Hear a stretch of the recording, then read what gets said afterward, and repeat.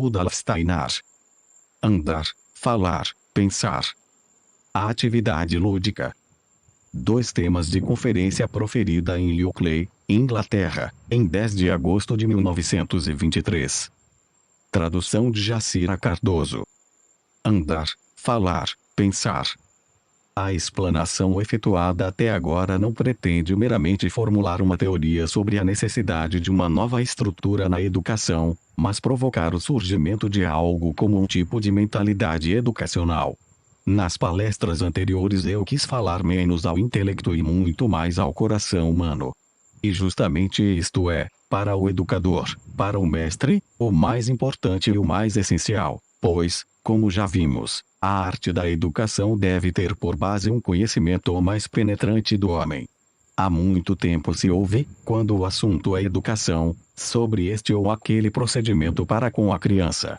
O preparo pedagógico consiste frequentemente em mandamentos e regras, de certa forma teóricas, a respeito de como tratar o aluno.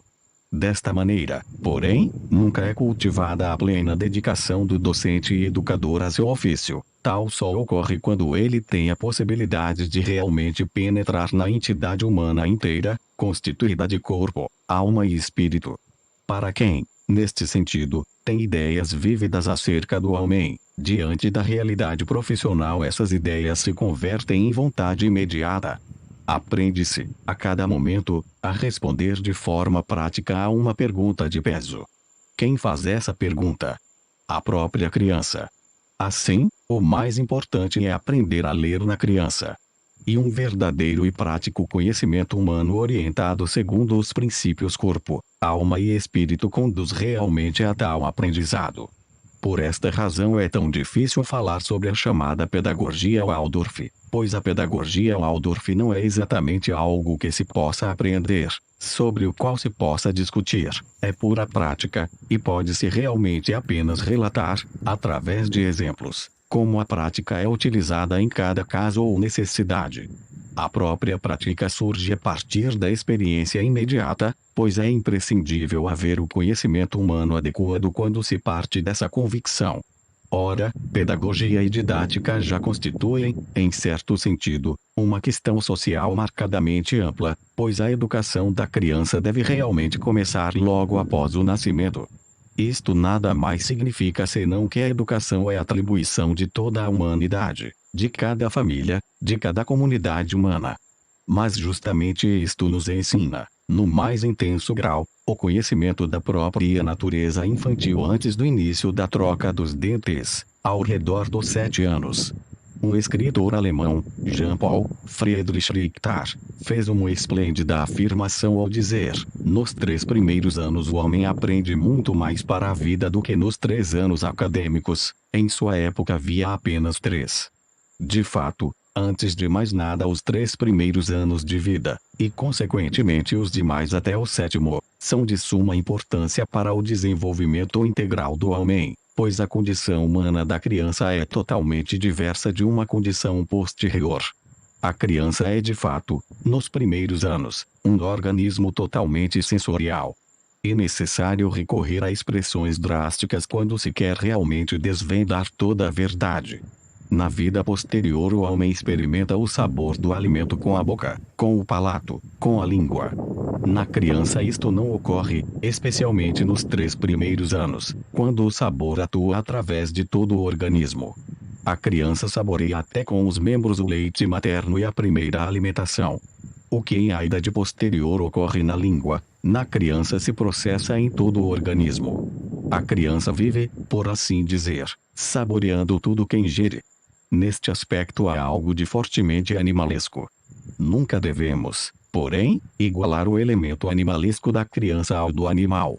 O animalesco na criança é sempre, por assim dizer, elevado a um nível superior. O homem nunca é animal, nem mesmo como embrião, aí muito menos. Mas pode se tornar as ideias mais claras fazendo uma comparação. Alguém que, com verdadeira consideração pelos processos da natureza, tenha visto alguma vez um rebanho em repouso após a pastagem, digamos, um rebanho de vacas no prado, estando cada uma das vacas maravilhosamente entregue ao cosmo, ocupada no processo digestivo, recebe uma impressão do que realmente acontece no animal. Todo um universo, todo um extrato do suceder cósmico se processa no animal, e enquanto digere este experimenta as mais maravilhosas visões. O processo digestivo é o mais importante processo cognitivo no animal. E ao digerir este está entregue, de uma forma onírico-imaginativa, a todo o cosmo. Isto parece extravagante, mas por estranho que pareça corresponde exatamente à verdade. E se o elevarmos um grau acima, captaremos a vivência da criança em suas funções físicas. O sabor acompanha todas essas funções, e da mesma forma se estende a todo o organismo da criança algo que normalmente se localiza apenas nos olhos e nos ouvidos. Imagine-se o que de maravilhoso há no olho, como este capta o colorido do mundo exterior, formando interiormente uma imagem que nos permite ver. Isto é localizado, estando a parte de nossa vivência global.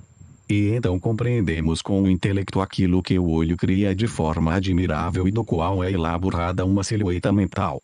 Igualmente maravilhosos são os processos localizados no ouvido do homem adulto.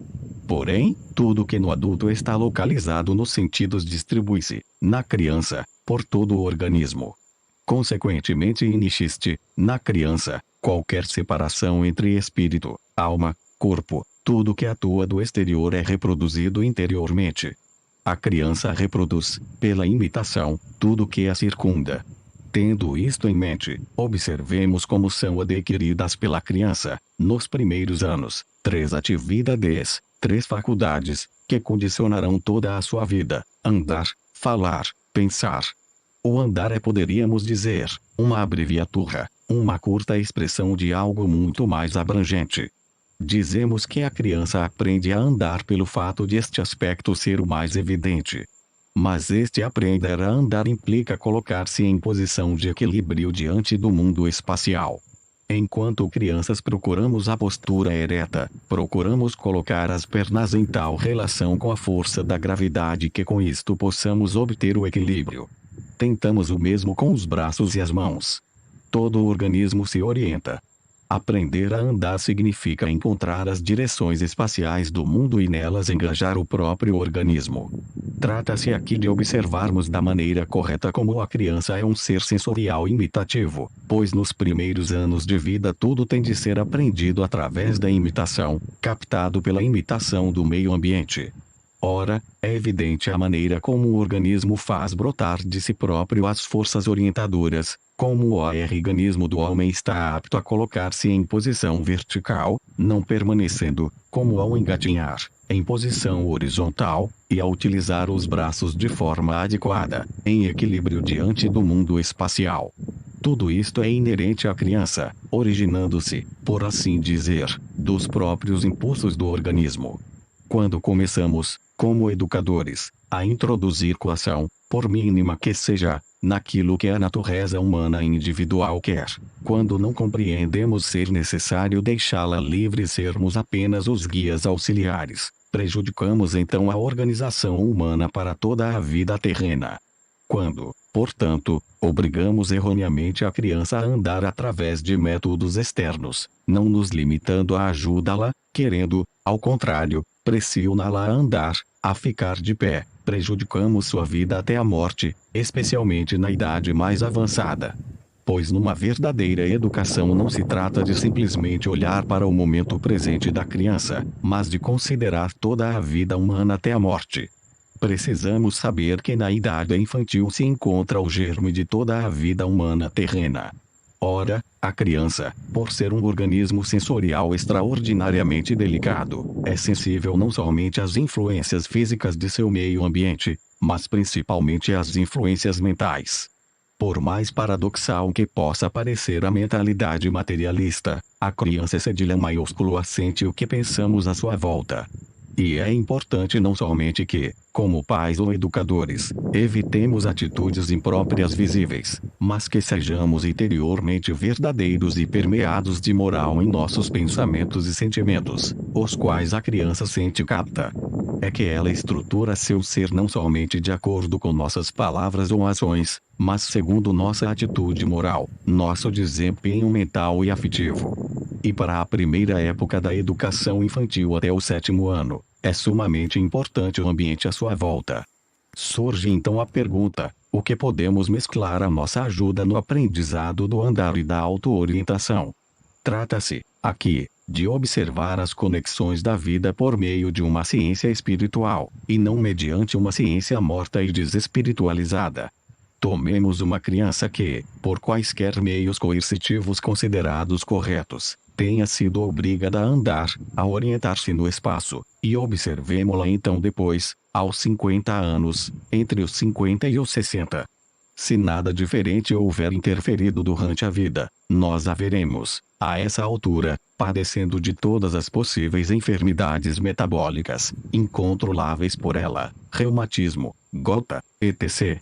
Tudo que de anímico espiritual exercemos sobre a criança, sim, é algo anímico espiritual querermos induzi-la forçadamente à posição vertical e ao andar, mesmo que o façamos de modo inadvertido, chega a atuar nela em âmbito físico. As forças que produzimos através de medidas altamente questionáveis perduram por toda a vida humana, e, não tendo sido corretas, manifestam-se em enfermidades físicas. Toda educação é, no caso da criança, educação física. Não se pode educar o aspecto físico em separado, pois toda educação anímico-espiritual na criança é fisicamente atuante e é educação física.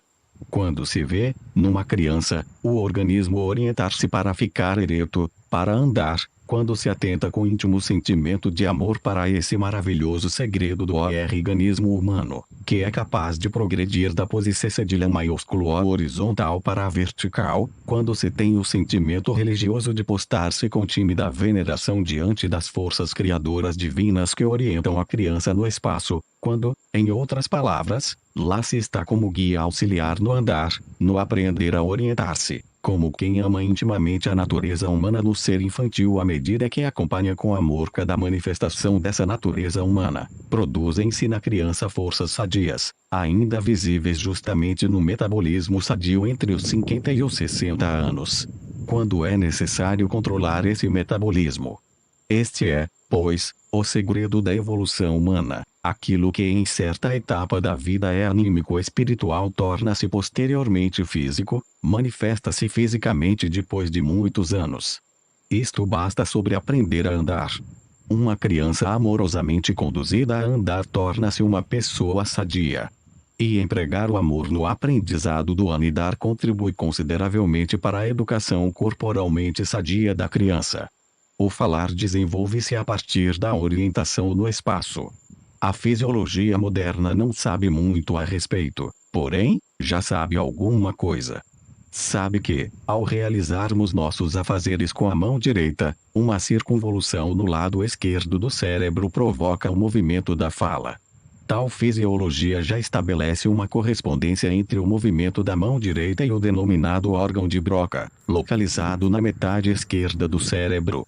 A maneira como a mão se move, como faz gestos, como a energia se derrama nela, tudo se transmite ao cérebro e plasma o aspecto motor da fala. O que se sabe cientificamente é apenas um fragmento, pois a verdade é a seguinte: a fala não provém unicamente do movimento da mão direita, correspondente à circunvolução do lado cerebral esquerdo, mas de todo o organismo motor do homem. A maneira como a criança aprende a andar, a orientar-se no espaço, como aprende a converter os primeiros e indeterminados movimentos dos braços em gestos consequentes, relacionados com o mundo exterior, tudo isso se transporta através da misteriosa organização interna do homem para a organização da cabeça, manifestando-se na fala. Quem é capaz de discernir estas coisas sabe que cada som, especialmente cada som palatal, soa diferentemente numa criança que tropeça ao andar e numa criança que caminha firme. Todo o matizado da fala é devido à organização motora. A vida se manifesta primeiramente em gestos, e os gestos transformam-se interiormente no elemento motor da fala. Assim, o falar é um resultado do andar, isto é, do orientar-se no espaço. E do fato de levarmos amorosamente a criança cedilha maiúsculo a andar é que muito dependerá sua maneira de dominar a fala. Estas são as sutis correlações fornecidas por um real conhecimento do homem. Não foi sem razão que nos dias anteriores eu descrevi detalhadamente esse processo de trazer o espírito à organização humana. Assim se traz o espírito ao corpo, pois o corpo segue o espírito a cada passo quando este é trazido da maneira correta. Ora, a criança aprende também a falar primeiramente através de todo o seu organismo. Considerando o assunto desta forma, temos em primeiro lugar o movimento exterior, o movimento das pernas, que provoca o contorno forte, o articular dos braços e das mãos, que produz a flexão, a plasticidade das palavras. Vemos como é transformado interiormente, na criança cedilha maiúsculo A, o movimento exterior em movimento da fala. E se no aprendizado do andar a ajuda que prestamos como guias auxiliares deve ser impregnada de amor, em nossa ajuda no aprendizado da fala é necessário sermos interiormente verdadeiros. A maior falsidade da vida se engendra enquanto a criança aprende a falar, pois aí a veracidade da fala é captada pelo organismo físico. Uma criança diante da qual, como educadores e mestres, nos expressamos sempre sinceramente como seres humanos, ao imitar o meio ambiente assimilará a linguagem de tal forma que nela se intensificará a atividade realizada no organismo enquanto inspiramos e expiramos. Naturalmente, estas coisas não devem ser compreendidas grosso modo, mas em suas sutilezas, pois em sutilezas se constituem e se manifestam por toda a vida. Nós inspiramos oxigênio e expiramos gás carbônico. Em nosso organismo, pelo processo da respiração, o oxigênio tem de ser transformado em gás carbônico. O mundo nos fornece o oxigênio, tomando-nos o gás carbônico. O fato de transformarmos de maneira correta, em sutis e íntimos processos vitais, o oxigênio em gás carbônico, depende de termos sido tratados sincera ou falsamente por nosso meio ambiente, durante o aprendizado da fala. O elemento espiritual transforma-se, aí, totalmente em processo físico. E uma das falsidades consiste no fato de acreditarmos fazer bem a criança reduzindo-nos, pela fala, ao nível infantil. Em seu inconsciente, porém, a criança cedilha maiúsculo A não quer ser interpelada em linguagem infantil, quer ouvir, isto sim, algo que corresponda à autêntica linguagem do adulto. Falemos, portanto, a criança como estamos habituados, e evitemos uma linguagem infantil especialmente dirigida. Por causa de suas limitações, a criança inicialmente apenas imita balbuciando aquilo que se lhe diz, mas não devemos, nós próprios, imitá-la, pois este é o máximo deslize. E quando acreditamos dever empregar o balbucio da criança, sua linguagem imperfeita, prejudicamo-lhe os órgãos da digestão. E que todo o elemento espiritual se toma físico, penetra formativamente na organização física. E tudo o que fazemos espiritualmente à criança é porque a criança em si é absolutamente nada, também o treinamento físico. Muitos órgãos digestivos defeituosos na vida posterior devem-no a um errôneo aprendizado do falar.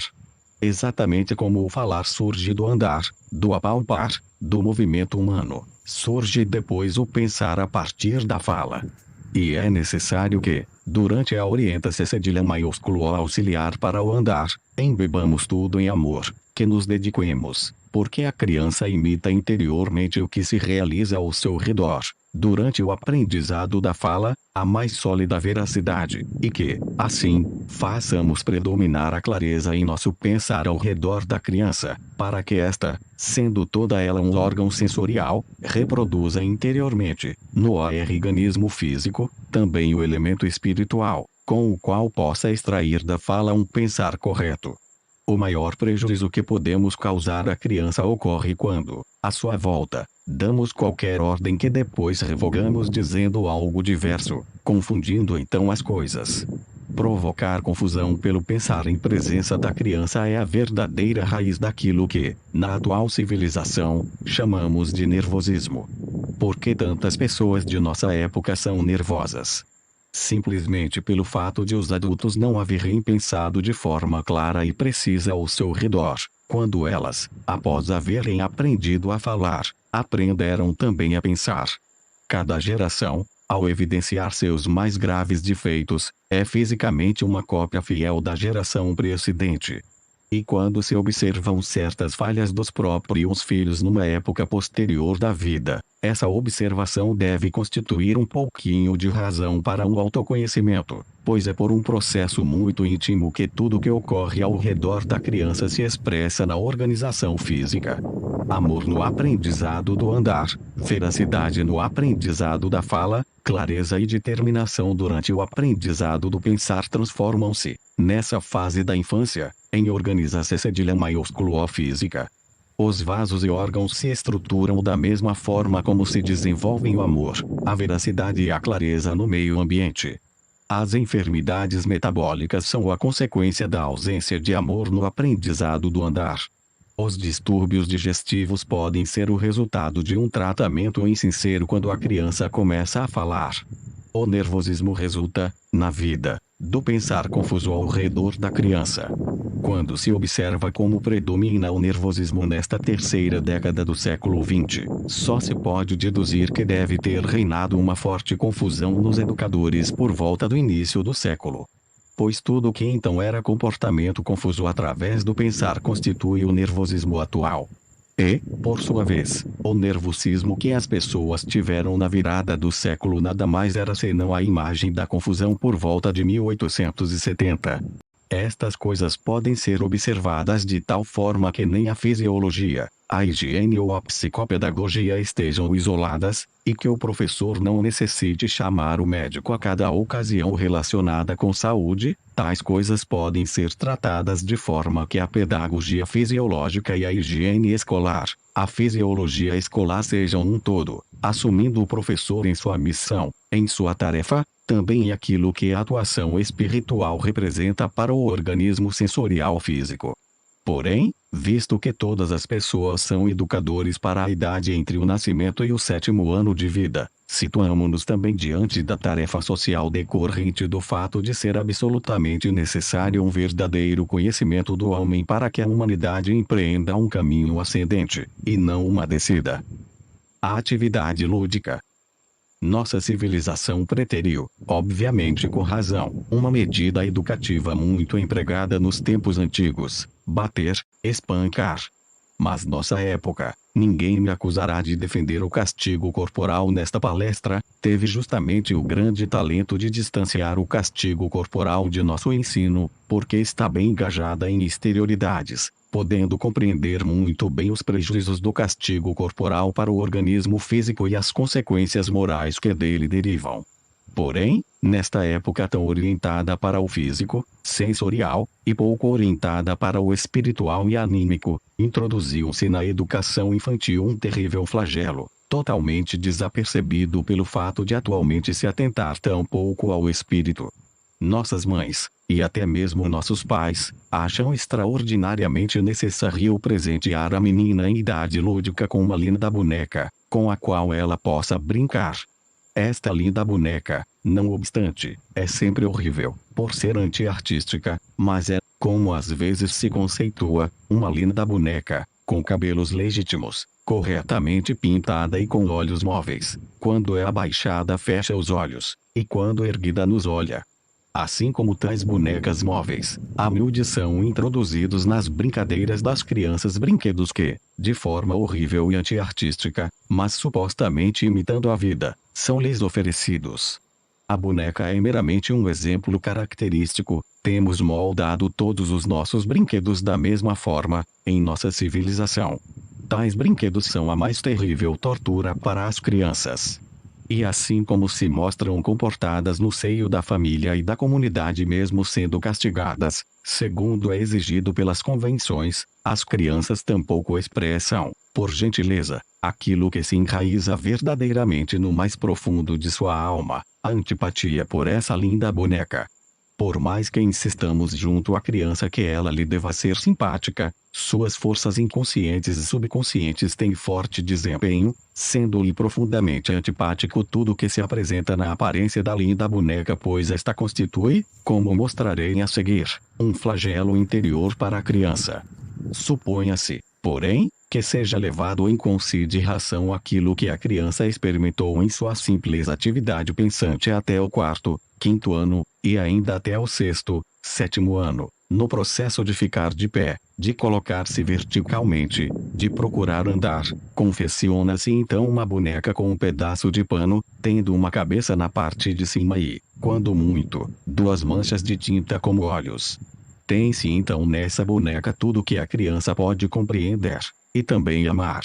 Aí existem, de forma primitiva, as características da figura humana na extensão em que a criança pode observá-las em sua idade. Nada mais sabe a criança acerca do homem, a não ser que está de pé, que tem uma parte em cima e outra embaixo, que lá em cima há uma cabeça com um par de olhos, a boca. Encontraremos isto nos desenhos infantis, elas a desenham muitas vezes na testa, pois seu lugar não lhes é definidamente claro. Tudo que a criança realmente vivencia está contido na boneca feita de pano, com um par de manchas de tinta. Na criança trabalha uma força plástica interna. Tudo que lhe vem do meio ambiente se transporta para um processo formativo interior, e também para a formação dos órgãos. Quando a criança, digamos, tem ao seu lado um pai que a todo momento se mostra colérico, vivendo portanto num ambiente onde a toda hora acontecem vivências exteriores diretas, ela participa dessas vivências, e com tal intensidade que isto se manifesta em sua respiração e em sua circulação. À medida que tal ocorre, plasmam-se os pulmões, o coração e todo o sistema vascular, e a criança leva consigo, por toda a vida, interiormente moldado, aquilo que formou plasticamente em si por presenciar os atos de um pai colérico.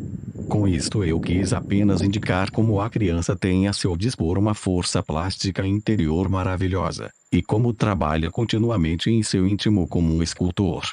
E se lhe dermos a boneca de pano, penetrarão suavemente no cérebro as forças plasmadoras do organismo, principalmente aquelas que, a partir do sistema rítmico, da respiração e da circulação sanguínea, moldam o órgão cerebral.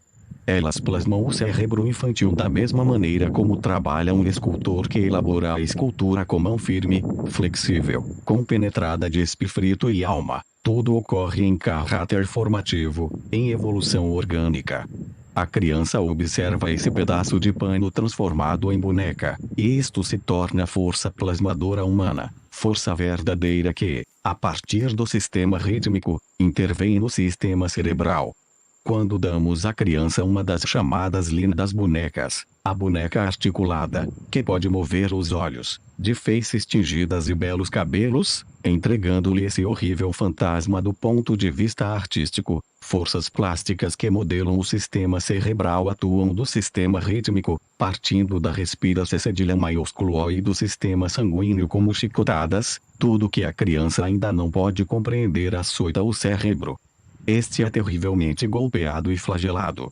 Este é o segredo da linda boneca. Mas é também o segredo da vida lúdica infantil em muitos aspectos. É preciso ter bem claro, quando se deseja conduzir amorosamente a criança ao brinquedo, o quanto de forças internamente construtivas entram em cena. A este respeito toda a nossa civilização tem uma visão errônea. Ela inventou, por exemplo, o chamado animismo. A criança que se choca contra a mesa golpeia o canto da mesma. Nossa época diz que a criança dá vida à mesa, imagina-a viva, um ser vital, concebe a vida dentro dela, golpeia-a. Isto não é verdade. A criança não visualiza nada dentro da mesa, imagina a vida somente a partir dos seres vivos, dos seres que realmente vivem. Não trata de imaginar vida dentro da mesa, e sim de extrair vida dos seres realmente vivos. E, tendo-se machucado, golpeia a mesa por uma espécie de movimento reflexor. Tudo ali permanece sem vida para a criança. Esta não imagina a vida dentro da mesa, e ela se comporta da mesma forma diante do vivo e do não vivo. Destas ideias totalmente distorcidas se conclui como nossa civilização não está em condições de abordar a criança. Assim, trata-se de podermos comportar-nos amorosamente diante dela, de apenas orientarmos carinhosamente aquilo que ela mesma quer. Não devemos, pois, flagelá-la interiormente através de lindas bonecas, mas poder conviver com ela e moldar a boneca que ela própria vivencia interiormente.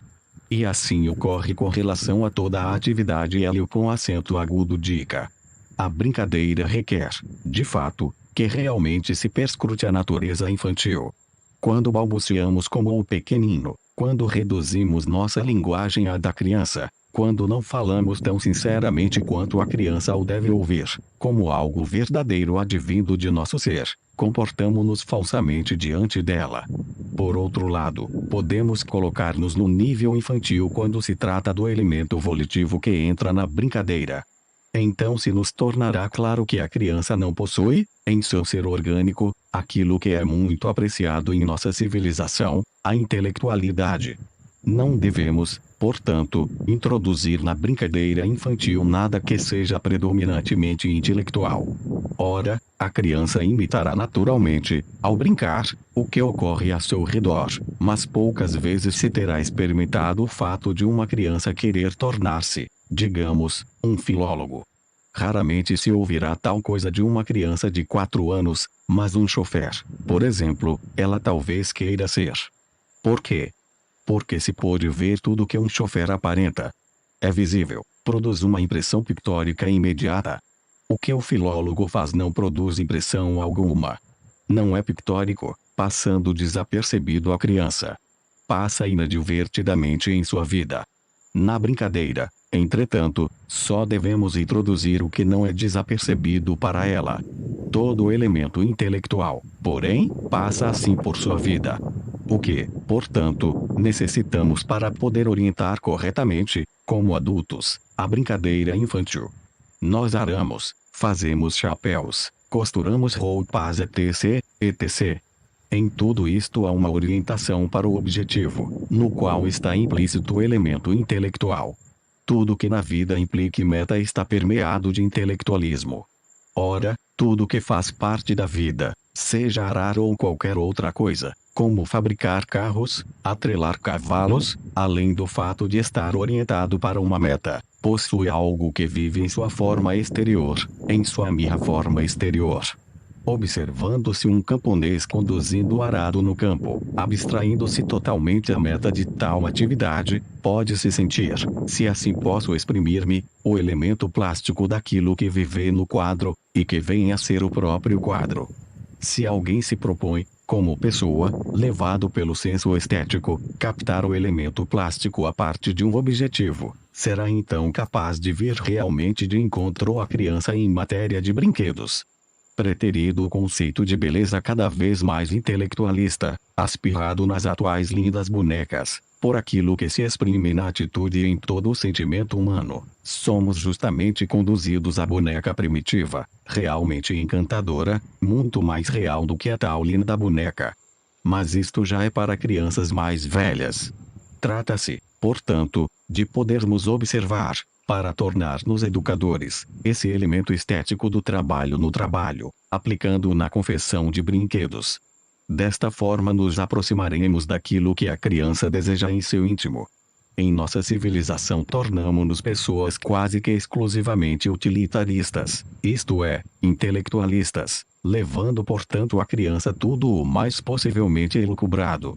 Porém a questão é não levarmos a criança àquilo que está pensado por uma vida madura, mas o que puder ser sentido e vivenciado numa vida madura. Isto deverá estar implícito no brinquedo. Podemos dar um arado a um menino, mas o importante é que possamos imbuí-lo do caráter plástico e estético do ato de arar. É isto que pode conduzir a plenitude do ser humano a desabrochar. A este respeito, alguns jardins de infância, extraordinariamente dignos de reconhecimento sob outros aspectos, têm cometido grandes falhas. Os jardins de infância fundados por Frombel e outras pessoas com um verdadeiro e íntimo amor pela criança devem ter bem claro que esta é um ser imitativo, mas só quem ainda não está intelectualizado pode exercer a imitação. Assim, não devemos introduzir no jardim de infância toda sorte de trabalhos infantis já mentalmente elaborados. Atividades como combinar palitos, trançar papel e outras similares, frequentemente de grande importância nos jardins de infância, não passam de invenções. Só devemos ter, no jardim de infância, a imagem daquilo que os adultos também fazem, e não o que é especialmente engendrado. Frequentemente aquele que possui um conhecimento do homem é invadido por um sentimento trágico ao entrar num desses jardins de infância modelares, onde há trabalhos tão lindamente engendrados, pois, de um lado, esses jardins de infância surgem de uma infinita boa vontade, de muito amor pela criança, e de outro lado não se considera que todo o conteúdo intelectual, toda a elucubração nos trabalhos infantis deve ser excluída do jardim de infância, e que apenas a imitação exterior da imagem externa da atividade adulta deve ser aí cultivada. Uma criança treinada intelectualmente antes do quarto, quinto anos de idade leva para a vida algo de terrível, que poderá torná-la materialista. Quanto mais intelectualmente ensinamos uma criança até essa idade, um maior materialista estamos produzindo para a vida. Pois o cérebro é, por um lado, tão estimulado que o espírito já vive em suas formas, e o ser humano recebe interiormente a intuição de que tudo é apenas material por seu órgão cerebral ter sido tão prematuramente impregnado de intelectualismo. Se quisermos educar o homem para a compreensão do espiritual, devemos propiciar-lhe o mais tardiamente possível o chamado elemento espiritual externo em sua forma intelectualista. Embora justamente em nossa civilização seja sumamente necessário que o homem se torne plenamente lúcido na vida madura, devemos deixar que a criança permaneça o mais longamente possível naquela agradável e sonhadora vivência na qual ela cresce em direção à vida, o mais demoradamente na imaginação, na atividade pictórica, na ausência de intelectualidade. Se fortalecermos seu organismo no aspecto não intelectual, ela crescerá de maneira correta para o intelectualismo necessário na atual civilização. Se açoitarmos seu cérebro da forma já aludida, prejudicaremos sua alma para toda a vida. Assim como prejudicamos a digestão através do balbúcio, tal como prejudicamos o metabolismo para a vida posterior através de um errôneo aprendizado desamoroso do andar, prejudicamos também a alma flagelando interiormente a criança. Assim sendo, deveria ser um ideal de nossa educação eliminar antes de tudo os castigos anímicos, mas, pelo fato de a criança ser um ente totalmente físico-anímico-espiritual, também os castigos físicos internos, isto é, a linda boneca, para, antes de mais nada, levar o brinquedo ao nível correto. Quero encerrar estas considerações de hoje dizendo que indiquei aqui como se deve evitar o falso aspecto espiritual, para que o espiritual autêntico, ou seja, o homem integral, possa manifestar-se em idade posterior. Esta obra foi digitalizada sem fins comerciais e destinada unicamente à leitura de pessoas portadoras de deficiência visual, por força da Lei de Direitos de Autor. Por isto, este trabalho é oferecido gratuitamente aos amigos cegos e deficientes visuais de acordo com a Lei 9.610, de 19 de fevereiro de 1998, sobre direitos autorais. Alteração, atualização e consolidação da legislação. Título I, dos direitos do autor. Capítulo IV, das limitações aos direitos autorais. Art. 46 não constitui ofensa aos direitos autorais, e, a reprodução de obras literárias, artísticas ou científicas, para uso exclusivo de deficientes visuais, sempre que a reprodução, sem fins comerciais, seja feita mediante o sistema Braille ou outro procedimento em qualquer suporte para esses destinatários. Rudolf Steiner. Andar, falar, pensar. A atividade lúdica. 2 temas de conferência proferida em Ilkley, Inglaterra, em 10 de agosto de 1923. Tradução de Jacira Cardoso. Andar, falar, pensar. A explanação efetuada até agora não pretende meramente formular uma teoria sobre a necessidade de uma nova estrutura na educação, mas provocar o surgimento de algo como um tipo de mentalidade educacional. Nas palestras anteriores eu quis falar menos ao intelecto e muito mais ao coração humano. E justamente isto é, para o educador, para o mestre, o mais importante e o mais essencial, pois, como já vimos, a arte da educação deve ter por base um conhecimento mais penetrante do homem. Há muito tempo se ouve, quando o assunto é educação, sobre este ou aquele procedimento para com a criança. O preparo pedagógico consiste frequentemente em mandamentos e regras, de certa forma teóricas, a respeito de como tratar o aluno. Desta maneira, porém, nunca é cultivada a plena dedicação do docente e educador a seu ofício. Tal só ocorre quando ele tem a possibilidade de realmente penetrar na entidade humana inteira, constituída de corpo, alma e espírito. Para quem, neste sentido, tem ideias vívidas acerca do homem, diante da realidade profissional essas ideias se convertem em vontade imediata. Aprende-se, a cada momento, a responder de forma prática a uma pergunta de peso. Quem faz essa pergunta? A própria criança. Assim, o mais importante é aprender a ler na criança. E um verdadeiro e prático conhecimento humano orientado segundo os princípios corpo, alma e espírito conduz realmente a tal aprendizado.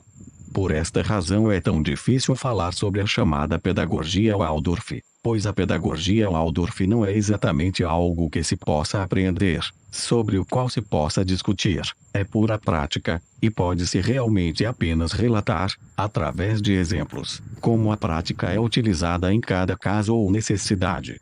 A própria prática surge a partir da experiência imediata, pois é imprescindível haver o conhecimento humano adequado quando se parte dessa convicção.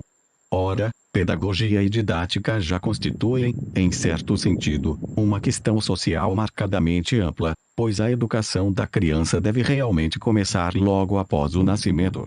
Isto nada mais significa senão que a educação é atribuição de toda a humanidade, de cada família, de cada comunidade humana.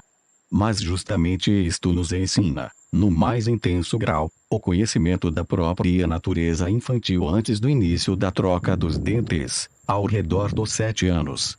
Um escritor alemão, Jean-Paul Friedrich Richter, fez uma esplêndida afirmação ao dizer: nos 3 primeiros anos o homem aprende muito mais para a vida do que nos 3 anos acadêmicos. Em sua época havia apenas 3. De fato, antes de mais nada os 3 primeiros anos de vida, e consequentemente os demais até o 7º, são de suma importância para o desenvolvimento integral do homem, pois a condição humana da criança é totalmente diversa de uma condição posterior. A criança é de fato, nos primeiros anos, um organismo totalmente sensorial. É necessário recorrer a expressões drásticas quando se quer realmente desvendar toda a verdade. Na vida posterior o homem experimenta o sabor do alimento com a boca, com o palato, com a língua. Na criança isto não ocorre, especialmente nos 3 primeiros anos, quando o sabor atua através de todo o organismo. A criança saboreia até com os membros o leite materno e a primeira alimentação. O que em a idade posterior ocorre na língua, na criança se processa em todo o organismo. A criança vive, por assim dizer, saboreando tudo que ingere. Neste aspecto há algo de fortemente animalesco. Nunca devemos, porém, igualar o elemento animalesco da criança ao do animal. O animalesco na criança é sempre, por assim dizer, elevado a um nível superior. O homem nunca é animal, nem mesmo como embrião, aí muito menos.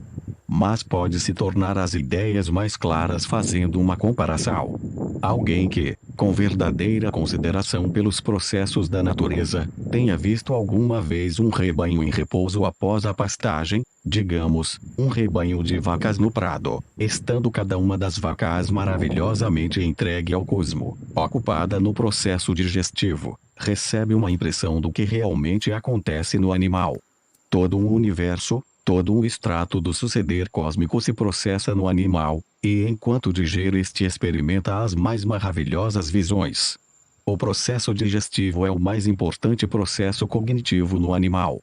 E ao digerir este está entregue, de uma forma onírico-imaginativa, a todo o cosmo. Isto parece extravagante, mas por estranho que pareça corresponde exatamente à verdade. E se o elevarmos um grau acima, captaremos a vivência da criança em suas funções físicas. O sabor acompanha todas essas funções, e da mesma forma se estende a todo o organismo da criança algo que normalmente se localiza apenas nos olhos e nos ouvidos. Imagine-se o que de maravilhoso há no olho, como este capta o colorido do mundo exterior, formando interiormente uma imagem que nos permite ver. Isto é localizado, estando a parte de nossa vivência global. E então compreendemos com o intelecto aquilo que o olho cria de forma admirável.